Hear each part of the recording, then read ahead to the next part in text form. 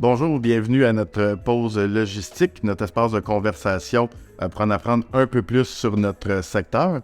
Je suis Francis Lachapelle, je suis aujourd'hui en présence de David de l'APEC. Nous allons parler des différentes étapes pour ce qui est de la réalisation de votre salon d'exposition, donc tout ce qui se passe en amont, à l'arrivée ainsi qu'à la sortie de l'événement. Donc, premièrement, David, j'aimerais bien que tu m'expliques qu'est-ce qu'on a besoin de préparer pour le salon d'exposition. La première chose, je dirais, c'est bien avoir conscience qu'anticiper, c'est réussir son salon. C'est-à-dire que bien en amont, comprendre tout l'environnement et les différentes étapes qui vont faire que quand on va arriver, notre stand soit là et on soit prêt pour participer à cet événement. Oui, effectivement. Puis en ce qui a trait à la documentation nécessaire, parce que je sais qu'avec un guide de l'exposant, vous avez pas mal tout, puis les détails qui sont importants à ce niveau-là. Alors effectivement, la première étape, c'est qu'il faut se procurer ce guide de l'exposant qui est donné par le promoteur, dans lequel on a toutes les informations, notamment les dates d'arrivée, de livraison, de départ, les heures de show évidemment, et tous les détails qui font que on va pouvoir tranquillement planifier l'ensemble des tâches qu'on doit accomplir pour faire cet événement-là. Oui, effectivement. Puis, je présume que de s'allier avec un partenaire de confiance, autant pour l'exposant d'aller s'allier avec une entreprise qui connaît déjà le secteur, ou comme avec nous en transport, avec une division qui est complètement dédiée à l'événementiel, ça doit quand même être important puis, pour avoir une bonne paix d'esprit, là. Alors, c'est toujours compliqué parce qu'au départ, quand on est primo-exposant, on n'a pas forcément les bons fournisseurs. Ouais. D'où effectivement l'intérêt de bien se renseigner sur les capacités qu'ont chacune des partenaires avec lesquels vous travaillez, parce que l'expérience dans le domaine qui est le nôtre est capitale. On a des deadlines qui sont extrêmement précises, on ne peut pas repousser le show parce qu'on rate quelque chose.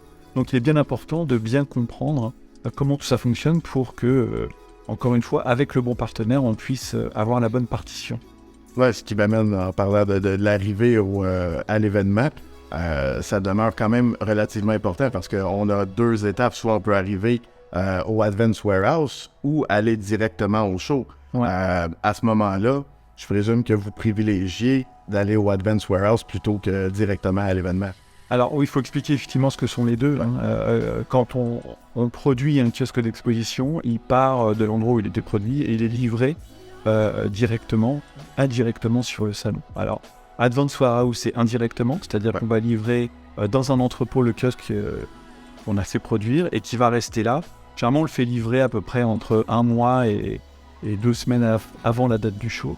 Donc, c'est un entrepôt dans lequel le kiosque va être stocké. Et une fois que ça sera le temps, tout simplement, ils vont être directement amenés sur l'espace sur lequel va se dérouler le show. Oui, puis ça vous permet aussi un meilleur contrôle des coûts à ce moment-là, contrairement à l'arrivée directement à l'événement où on se retrouve en file d'attente avec du temps d'attente c'est impossible à calculer. Donc, vous avez un meilleur contrôle des coûts au Advance Warehouse. Puis comme tu disais, David, le matériel est amené directement à votre booth la journée venue, là. Oui, c'est ça. C'est pas seulement une question de coût. C'est une question de coût, évidemment. Mais pas seulement, c'est aussi une question de stress. Ouais. C'est-à-dire que l'avantage de Advance Warehouse, c'est qu'il permet clairement de pouvoir communiquer bien avant la date du salon que le kiosque est bien là où il doit arriver. Quand on est en livraison directe sur le salon, l'histoire n'est pas tout à fait la même. C'est-à-dire que là, on ne peut arriver que quelques heures avant le début du montage, voire avant le début du salon. Et là, effectivement, ça peut générer beaucoup de stress. Oui, effectivement, parce que vous n'avez aucune idée du temps que vous allez attendre et recevoir votre matériel. Il y a du temps d'attente, effectivement, comme tu disais tout à l'heure, et qu'on a effectivement le camion qui arrive sur site. Il y a une file d'attente de gens qui aussi s'y prennent à la dernière minute, parce que quand on est direct sur le show, c'est qu'on n'a pas eu le temps de le faire assez rapidement. Ouais. Et là, effectivement, le temps d'attente, c'est un coût supplémentaire qui n'est pas négligeable. Non. En Advance Warehouse, quand c'est bien organisé, effectivement, on n'a pas ce temps d'attente. On peut l'avoir, mais il est modeste. Ouais, puis moi, pour ma part, de notre côté, ce que je mentionne toujours, c'est de ne pas arriver non plus la dernière journée au Advance Warehouse, parce qu'encore là, tout le monde arrive en même temps au Advance Warehouse à la dernière journée. Puis, mais comme tu disais aussi tantôt, des fois, il peut y avoir des frais supplémentaires si tu arrives en retard au Advance, mais ça devient encore une fois mieux d'arriver en retard au Advance que d'arriver directement au show. C'est toujours mieux. Le Advance Warehouse, c'est quelque chose où il faut absolument arriver en Advance Warehouse. Il n'y a pas de doute là-dessus, c'est la formule à choisir. On n'a pas toujours la possibilité de le faire, mais c'est celle qui, pour moi, est la plus sécuritaire. Et quand on a des salons avec les coûts que ça, les enjeux que ça engage, il faut vraiment que les gens puissent comprendre cette organisation-là doit être mise en place pour avoir... Et puis il y a quand même un mythe qui est relié à ça, à savoir que c'est plus cher, le coût est plus élevé au Advance que Direct Show, mais si on regarde les différents événements, en majorité, tous les frais de manutention sont passablement les mêmes, peu importe l'événement en Amérique du Nord. Des fois, il y a une différence, mais pour la différence de coût qu'il peut y avoir, ça vaut vraiment pas la peine. Mais en fait, il n'y a pas vraiment de différence de coût entre la Advance Warehouse et les vrais directs sur le salon, parce que généralement, c'est calculé au poids. Ouais. Donc, le prix au poids est le même en Advance Warehouse qu'en direct sur le salon. Ce qui fait que la différence, c'est simplement que vous avez le service de quelqu'un qui va stocker votre caisse en attendant que le salon arrive et qui va vous l'apporter sur site. Ouais. Donc, c'est tout confort et il y a tout à gagner, encore une fois, à prendre cette méthode. Exactement. Puis, à ce moment-là, l'événement se déroule. Tout est parfait. Maintenant, on arrive à la sortie de l'événement. Qu'est-ce qui est important pour l'exposant de faire pour que la sortie de l'événement se passe correctement? Oui, donc effectivement, il faut remplir un document qui s'appelle MHA. Qui est le Material Handling. Donc, qui identifie que votre kiosque vous appartient bien et qui va permettre, une fois bien identifié, de le donner au bon transporteur. Ce serait dommage qu'il parte ailleurs ou chez quelqu'un d'autre. Donc, ce document-là, il est important de compléter. Ah, effectivement. Puis, de notre côté, on parlait du guide de l'exposant tantôt. On a les heures d'arrivée. Donc, même pour nous, c'est important d'arriver en temps et en heure selon les horaires.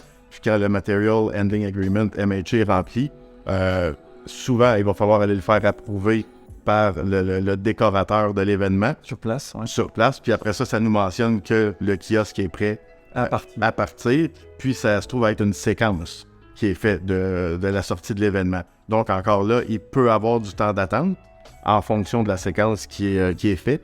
Mais honnêtement, c'est le meilleur moyen de le faire parce que sinon, vous pouvez vous ramasser avec un plancher forcé si la documentation n'est pas faite comme il faut. Exactement. Et encore une fois, on en revient au mot-clé qui est l'anticipation. Ouais. C'est-à-dire que anticiper le départ du kiosque, c'est hyper important.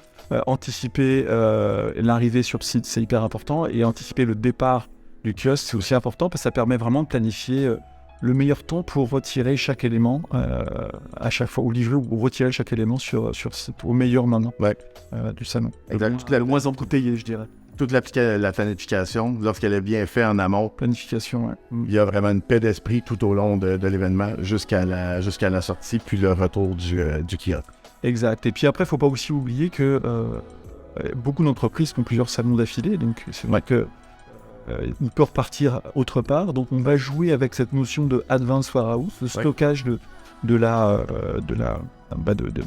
kiosque entre deux événements. Et comme le Advance Warehouse est l'entrepôt entre guillemets est gratuit, comme on peut généralement l'envoyer à peu près un mois à l'avance, en jouant avec ces éléments-là, on arrive aussi à optimiser savamment les coûts. Ouais. Donc là aussi, anticipation, planification sont les mots-clés d'une bonne organisation là-dessus. Oui, d'aller faire des tournées au lieu de toujours faire des allers-retours avec le kiosque, c'est aussi quelque chose là, qu'on propose régulièrement pour mieux contrôler les coûts à ce niveau-là. Exactement. Je te remercie beaucoup, David, de ta participation à cette pause café. Merci d'avoir partagé toutes ces informations-là avec nous. On sera de retour bientôt avec une nouvelle édition de notre pause café logistique. Si vous avez besoin d'informations supplémentaires, n'hésitez surtout pas à nous contacter. Merci beaucoup. À bientôt. Merci.